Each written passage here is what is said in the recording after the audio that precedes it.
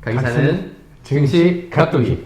왜 이렇게 떠세요? 안녕하세요. 여러분의 정보투자 계량기 관시유 유진호입니다. 네, 안녕하십니까.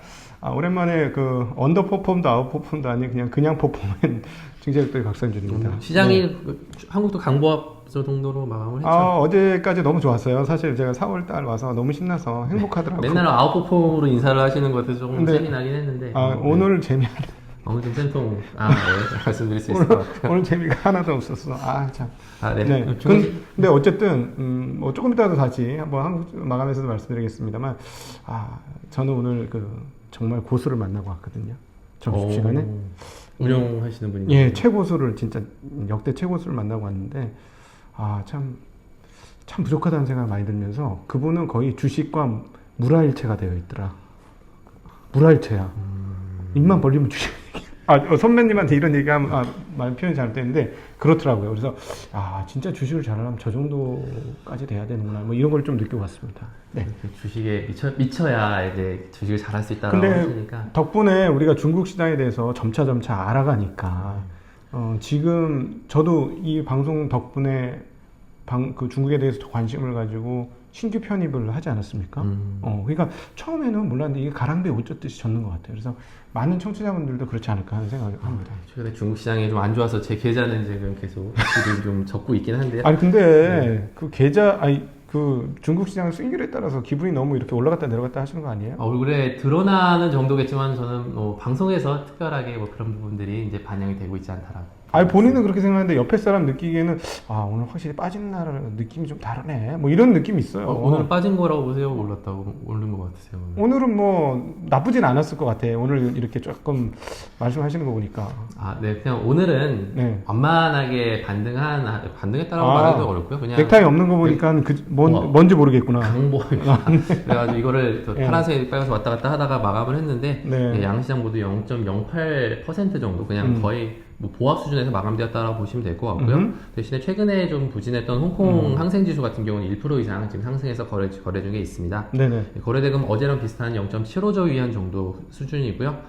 지금 외국인은 한 20억 위안 정도 순매도, 어제에 이어서 오늘도 약간 매도세가 좀 나타났다는 부분이 특징이었다. 20억 위안이면 거의 의미 없는 거잖아요. 20억 위안이 그래도 한 3천억 이상 매도기는 한데 워낙 이제 크니까 3천억 커다 보니까 그런 부분이 있고요. 중국 지금 계속 운남성 쪽에 확진자가 계속 나타나고 있어가지고 체크하고 있는데 오늘도 11명 정도 운남성 지역에 확진자가 나왔기 때문에 코로나에 대한 부분 계속 체크가 필요해 보이고요. 코로나 신기해 죽겠는 게 서로 왔다 갔다 하지도 않고 비행기도 별로 교류도 없는데 유럽에서 많이 나오고 막 같이 또 제3차 유행 뭐 이런 식이 되니까 이게 바람 타고 오나 하는 생각이 들 정도로 우리나라도 신기한. 지금 나왔다고 해서 그러니까 신기해 죽겠어요. 그러니까 중국은 운남성 지역이 미얀마랑 국경 지역인데 거기 좀 상태가 요새 안 좋다 보니까 거기서 피난민들이 많이 유입이 되고 뭐 이런 부분들이 좀 확진에 작용이 되는 게 아닌가라는 추측이 좀 돼 보이고요. 오늘 시장 큰 사실 움직임이 없었다 보니까 특징주 그냥 바이오 종목 오랜만에 좀 반등했다. 그리고 유제품 저희 말씀드렸던 먹류 유업이라든가 이리 시럽이라든가 이런 종목들이 오랜만에 좀 강한 모습 보여주었다 정도 말씀드릴 수 있을 것 같습니다.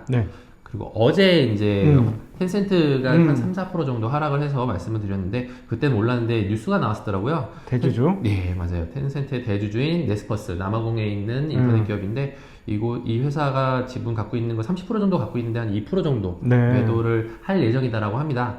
그래서 이제 텐센트 시총 기준 2%만 17조 원 정도 금액으로 해서 물량이 출하될 예정이고요. 이게 남아공이죠? 남아공이요. 저 뉴스 떴을 때, 왜 마화통이 왜 팔지? 했는데, 마화통이 대주주가 아니었어요. 맞아. 마화통도 지분이 있지만 마화통이 팔면은 주가가 오늘 약보합 수준이기 때문에 더 빠졌을 거라고 생각이 그치. 마화통이 팔았으면 10% 20% 빠졌을 수 그러니까 하한가 맞았을 거예요. 큰 이슈라고 봅니다. 그런 일은 없기를 바라고요. 텐센트는 대주주가 매도를 한 반면에 어제 또 뉴스를 보니까 찰리 먼거라고 아시잖아요. 친구 워렌 버핏의 형. 친구 형. 고객님 친구는 아니지만 워렌 버핏의 친구. 맞습니다. 그분이 이제 운영하는 회사 중에 데일리 저널이라고 있는데 이 회사를 통해서 알리바바, 미국에 상장되어 있는 알리바바 지분을 한 400억 원 좀 넘게 매수를 편입을 했다라는 뉴스가 있었습니다. 우리도 살까? 저도 솔직히 그러면 이제 빅테크 중국 특히 빅테크 같은 경우는 반독점 이슈에다가 여러 가지로 좀 악재가 많이 겹쳐가지고 주가가 흘러내렸던 부분들이 있는데 또 텐센트 매도도 그냥 악재로만 보는 게 맞는지, 왜냐하면은 이 회사 같은 경우는 2018년에도 대주주 이 네스퍼스가 지분을 일부 매도를 했었고요. 네. 주기적으로 지금 일단은 차익 실현에서 나가는 과정의 하나라고 보는 부분이 맞는 것 같고. 네, 찰리 먼거는 네. 워런 버핏한테 시스 캔디 인수를 강력하게 권고를 하면서 시스 캔디를 워런 버핏의 버크셔가 샀고 버크셔가 시즈 캔디를 산 이후부터 버핏의 그러니까 투자가 바뀌었어요. 왜냐하면 그 동안에는 싼 주식만 샀거든요. 근데 시즈 캔디는 그 당시에 상당히 프리미엄을 주고 샀어요. 근데 그 프리미엄을 주고 샀는데 현금 흐름이 기가 막힌 거야. 그 회사도 나중에 사이즈도 커졌고 현금 흐름은 쪽쪽, 그다음 배당 쪽쪽 받으니까 산 금액보다 월등히 큰 수익을 냈는데 그때 눈이 뒤집힌 거예요. 그때 그러니까 버핏한테는 새로운 세상이 생긴 거거든요. 그러면서 찰리 먼거하고 그 지금까지의 파트너십, 아주 파트너십이 아니지 그냥 쫙 붙어서 지금까지 그 살아온 것 중에 하나가 찰리 먼거가 바로 비즈니스 그다음에 사업 모델을 살 수 있도록 가이드해 준 사람이에요. 그렇다면 저는 갑자기 찰리 먼거가 알리바바를 샀다는 얘기를 들었을 때 알리바바의 확고부동한 시장 지배력을 샀구나 하는 생각이 좀 듭니다. 찰리 먼거가. 물론 400억 정도면은 뭐 껌이지 뭐 이분들한테는. 좀 비싼 금으로 된 껌일 것 같기는 한데요. 예, 사실 네. 찰리 먼거가 매수했다는 부분들은 좀 더 이렇게 저희가 심도 있게 한번 지켜볼 이슈다라는 생각이 들어서 가져왔고요.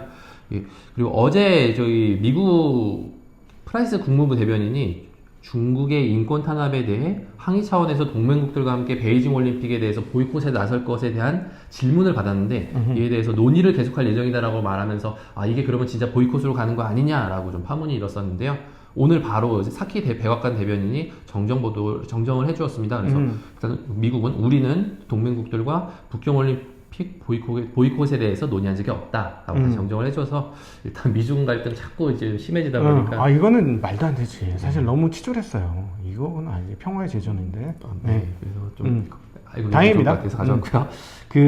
또 우리나라 중국 투자하시는 분들 보면은 뭐 중신증권도 그렇고 중국 증권주들 갖고 계신 분들 되게 많은데요. 차트를 보면은 정말 반등 한 번 없이 계속 하락을 합니다. 근데 작년도 그렇고 중국도 그 청년 부추라고 해가지고 동학개미처럼 개인 투자자들 비중이 굉장히 늘고 거래도 많이 늘었어가지고 지금 거래대금 이런 것들 비례해서 수수료 수익이 굉장히 많이 늘었거든요.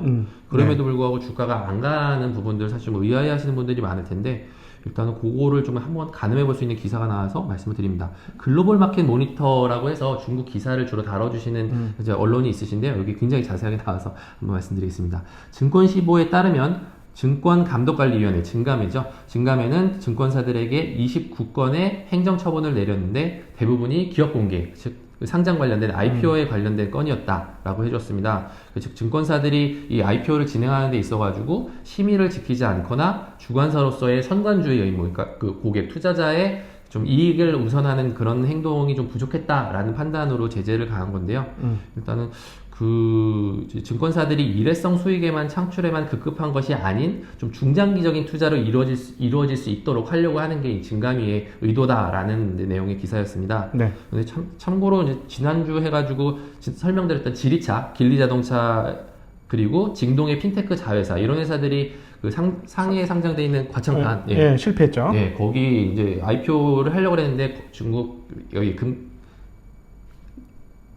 증감회에서 여기 허락을 안 해줘가지고 결국 철회가 됐는데요. 이런 부분들도 어떻게 보면은 좀 이제 이거를 상장을 시켰을 때 상장해가지고 증권사들이 물량만 팔고 나와버리고 그러면은 투자자들이랑 그 기업만 피해보는 경우들이 있으니까 이런 것들까지 다 규제를 하려고 하는 이제 그런 것들이 이제 중국 정부의 움직임이 아니겠느냐, 이런 것들이 좀 주가에 반영돼가지고 못 가는 게 아니겠느냐 생각이 사실 들었습니다. 그 중국하고 한국이 오히려 그 미국보다 상장이 좀 어려운 것 같아요. 그리고 상장 가격, 중국은 그래서 상장 가격이나 맞지. 우리는 상장 가격도 못하는. 상장하면 주가 떨어지지. 우리나라 같은 경우는. 네. 그래서 좀 어려워요, IPO가. 근데 거기에다가 더 잘 해라라는 얘기를 하고 있는 거네요. 네. 네. 자, 오늘 소개해 주실 기업은요? 오늘은 오늘도 어려운 기업 가져왔습니다. 복성제약 바이오 기업 가져왔고요.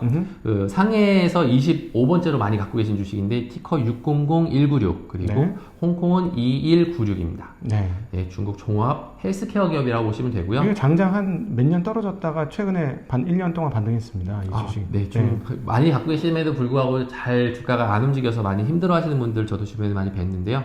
일단 이 회사 기본적으로는 바이오시밀러를 합니다. 바이오시밀러 그리고 이제 제약, 도소매 이런 것들 관련해 가지고 매출이 75% 이상이라고 보시면 되고요. 네. 그 외에도 의료기기 판매, 그 다음에 병원 운영하는 거 10% 정도 매출 이 정도 비중으로 이제 이루어져 있는 회사고 그 약품을 도매나 소매로 해가지고 유통하는 것 같은 경우는 그 시노팜의 지분을 갖고 시노팜을 통해서 진행을 합니다. 시노팜 쪽 홍콩에 상장이 돼 있고요. 그리고 의료기기도 마찬가지로 코로나 진단키트나 이런 것들도 마찬가지 시노팜을 통해서 유통을 하고 있고 바이오시밀러, 이게 복제약이라고 보시면 되는데 그 헬리오스 바이오텍이라는 홍콩 상장사를 통해서 개발을 하는데 이 회사가 그래서 결과적으로 중국 바이오시밀러 1위 회사라고 보시면 될 것 같습니다. 네. 그리고 이제 여기서 만든 약과 그 의료기기 이런 것들은 아까 말씀드렸던 운영하고 있는 한 10군데 정도의 큰 종합병원을 운영하고 있는데 그쪽에도 매출이 다 발생이 되고 있는 상황이라고 예전에 보시면 한국의 되고요. 그 저거네 그 삼성바이오텍 그 뭐지 삼성바이오하고 저기 바이오 뭐야 어디야 셀트리온하고 비슷한 회사예요. 예, 좀 근데 원래 얘네 그냥 그냥 그거 말고도 그냥 일반 약도 많이 파는 회사 맞죠? 그렇습니다. 예, 네. 약품 도소매까지 다 하고 있는 네네. 회사라고 보시면 되고요. 예. 예, 이 회사 뭐 특징적인 것들은 말씀을 드리면 일단 화이자의 코로나 백신에 대한 판권을 갖고 있습니다. 중국에서 팔 수 있는데 아직 중국 당국에서 허가가 안 나서 못 팔고 있는 상황이고요. 자기네 거 팔으려고 자기네 4개인가 만들었다며. 그 중국이 백신을 4개인가 만들었대요. 예, 그 백신도 이제 보급을 하고 있지만 화이자 백신 중국 사람들도 좋아하는. 그렇지. 화이자가 네. 지금 제일 상태가 저기도 아스트라제네카도 약간 뭐 혈전 어쩌고 저쩌고 뭐 얘기가 나오죠. 살짝 얘기가 나오고 중국 백신 맞은 사람 얘기 들어봤는데 얼굴이 약간 굳는다는 소리 있어요. 그건 저 소수이긴 하겠지만 예. 예, 그런 소리 있어요 지금. 예, 네. 설로서 맞추시면 좋을 것 같고요. 예. 일단은 아직 허가받기 전이라서 유통이 안 되고 있고요. 코로나 작년에 터지면서 진단키트랑 구급차, 호흡기 이런 것들 매출이 좀 급성장한 상황이긴 합니다. 비중은 크지 않고요. 그리고 원래 그 인도 1위 제약사인 글랜드파마의 지분을 갖고 있었는데 이 회사가 작년에 상장을 하면서 일단은 지금 인도 시장에서 거래가 되고 있고요.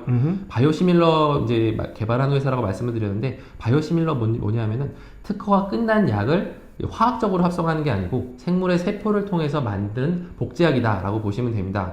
그래서 이제 제네릭이라고 하는 그 화약, 화학 기반. 예. 제너릭은 화학 기반의 제약을 카피한 걸 제너릭이라고 하고요. 바이오 기반으로 제약 만든 것을 카피한 걸 바이오 시밀러라고 합니다. 그렇습니다. 네. 그래서 성분이 완전히 똑같지는 않기 때문에 시밀러라는 이름이 붙었다. 이거 말씀드리려고 했고요. 그래서 중국 바이오 시밀러 같은 경우는 2019년 처음으로 이제 중국 당국의 판매 허가를 받았기 때문에 이게 한국보다는 7년 정도 뒤진 거라고 하더라고요. 네네. 근데 그럼에도 불구하고 이제 현재는 한 200개 이상의 바이오 시밀러 기업이 임상 실험을 진행하고 있어가지고 이런 추세라면 2025년도쯤 되면은 세계에서 가장 빠른 바이오시밀러 성장을 보이는 나라가 될 것이다 라는 한국 바이오협회의 전망이 있었습니다. 근데 한국이 이 부분은 지지 않을 것 같아요. 왜냐하면 우리가 주식 투자를 해보면 바이오처럼 돈이 쉽게 모인 데가 없잖아 지금. 돈이 모이고 사람이 모이면 결과가 나와요 분명히. 그래서 이 부분은 한국은 제조업에는 돈이 잘 안 모이는데 바이오에는 돈이 참 잘 모이니까 사실은 정말로 많은 기업들은 죽어나가겠지만 성공한 기업들은 대단한 기업으로 아마 나타날 겁니다. 시간이 지날수록. 한국 바이오 기업의 성장을 응원합니다. 네. 이 회사 그리고 이제 이 복성제약이 갖고 있는 신약 파이프라인 대부분 바이오시밀러인데요. 간단하게 말씀을 드리면은 표적 항암제인 리투키마브를 이제 판매하고 있고요. 이건 그리고 그 트라스트 주맙 그 유방암 치료제인 허세틴의 바이오시밀러고요. 이런 것들은 이미 이제 개발이 끝나서 시판 단계에 있고 그다음에 류마티스 관절염 치료제의 휴미라의 바이오시밀러인 아달리무맙 그리고 직결장암 치료제인 아바스틴의 바이오시밀러인 베바시주맙 이런 것들은 임상 중에 있다라고 보시면 될 것 같습니다. 다 맘이네. 맙으로 끝납니다. 맘이네. 자, 이쪽은 좀 많이 약해서. 네네. 어렵네요 말이. 이런 기업이다라고 그냥 시가총액 얼마죠? 시총 이제 14조 원 정도 됩니다. 작년 매출이 5.2조 원에 순이익이 한 6천억 원 정도이기 때문에 PER 한 23배 정도 나왔고요. 맞아요. 그렇게 썩 비싼 기업은 아니에요. 이 기업은 늘 저렴하게 거래되는 몇 안 되는 제약 바이오 기업이고. 그래도 작년도에 한 많이 올랐어요. 굉장히 오래 한 5년간인가 빠지다가 작년 한 해 왜냐하면 제가 이거 갖고 있어요. 아직도 절반은 팔았어요. 아. 그래서 한 50% 수익 나서 알아야 잘. 살이 나오는 시절. 살이 나올 뻔했지. 1년 반 갖고 있었다. 1년 그거 반이면 50%밖에 수익 안 났으니까 아주 안 좋은 거야. 이익이 나셨어요. 근데 잘 모르니까 떨어진 기업만 잡다 보니까 먹긴 먹는데 이건 정말 어려웠어요. 네. 그래서 오늘 준비한 소식은 여기까지고요. 또 네. 내일 또 좋은 종목, 좋은 소식 준비해가지고 인사드릴 수 있도록 하겠습니다. 네. 감사합니다. 안녕.